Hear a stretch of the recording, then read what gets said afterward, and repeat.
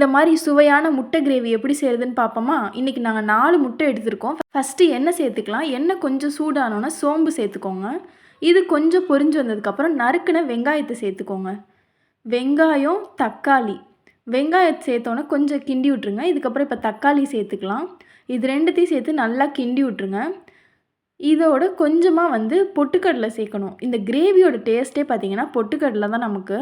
இந்த கிரேவி பார்க்குறதுக்கு மட்டும் இல்லைங்க, சாப்பிட்றதுக்கும் அவ்வளோ டேஸ்ட்டாக இருக்கும் முட்டையோட. இது நம்ம சப்பாத்தி, தோசை, சாதத்துக்கெலாம் பெரட்டி சாப்பிட்டா சூப்பராக இருக்கும். இன்றைக்கி நாங்கள் இதை சைட் டிஷ்ஷாக தக்காளி சாதத்துக்கு தான் எடுத்துக்க போகிறோம். தக்காளி சாதத்துக்கு சொல்லவே வேணாங்க. இது வதங்குற கேப்பில் நம்ம இந்த 4 முட்டையை கட் பண்ணி எடுத்துக்கலாம். 2ஆக நாங்கள் கட் பண்ணி எடுத்துப்போம் எப்போவுமே. நீங்கள் அப்படியே முழு முட்டையாக போடுறதுனாலும் போடலாம், கட் பண்ணி சேர்க்குறதுனாலும் சேர்த்துக்கலாம். கட் பண்ண டைமில் பார்த்தீங்கன்னா வெங்காயம் தக்காளி நல்லா வதங்கிடுச்சு. இதை ஒரு மிக்ஸி ஜாரில் சேர்த்துக்கலாம். மிக்ஸி ஜாரில் சேர்த்து நல்லா பேஸ்ட் மாதிரி அடித்து எடுத்து வச்சுக்கோங்க. இப்போ நம்ம முட்டை மசாலாவை செய்ய ஆரம்பிச்சிடலாம். திருப்பி அதே இருப்பு சட்டியில் கொஞ்சமாக எண்ணெய் சேர்த்துக்கிட்டாச்சு. கருவேப்பிலை, கொத்தமல்லி கொஞ்சமாக சேர்த்துக்கோங்க. பேஸ்ட் அடித்து வச்சுருக்கோம் இல்லையா, அதையும் இப்போ சேர்த்துக்கலாம். இதில் அவ்வளோதாங்க. இனி இந்த பேஸ்ட் நல்லா பச்சை வாசனை போனதுக்கப்புறம் நம்ம முட்டையை சேர்த்துடலாம். அது கூட இப்போ நம்ம மசாலா எல்லாத்தையுமே சேர்த்துக்கலாம்.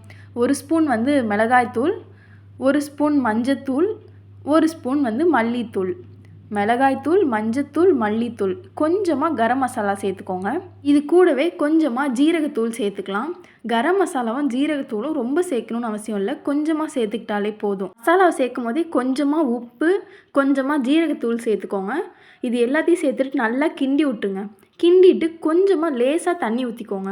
இப்போ மசாலாவோட பச்சை வாசனை எல்லாம் போனதுக்கப்புறம் நம்ம முட்டையை சேர்த்துக்கலாம். இந்த டிஷ் பார்த்திங்கன்னா ஈஸியாக செய்யக்கூடிய ஒரு டிஷ்ஷு தாங்க. சாதத்துக்கு கிரேவியாகவும் சைட் டிஷ்ஷாகவும் எப்படி வேணால் இதை தொட்டுக்கிட்டு நம்ம சாப்பிட்டுக்கலாம். ஒரு 5 நிமிஷம் சிம்லேயே வச்சு கிரேவி எடுத்துக்கோங்க. இப்போ முட்டையை ஒன்று எடுத்து சேர்த்துக்கலாம். நீங்கள் முழு முட்டையாக போட்டு செஞ்சாலுமே சூப்பராக இருக்குங்க. பாதியாக சேர்த்துக்கிட்டிங்கன்னா மசாலா முட்டையில் நல்லா இறங்கி ஃப்ளேவர்ஃபுல்லாக நமக்கு இருக்குங்க. வீடியோ யூஸ்ஃபுல்லாக இருந்தால் லைக் பண்ணி சேனலை சப்ஸ்கிரைப் பண்ணி வச்சுக்கோங்க.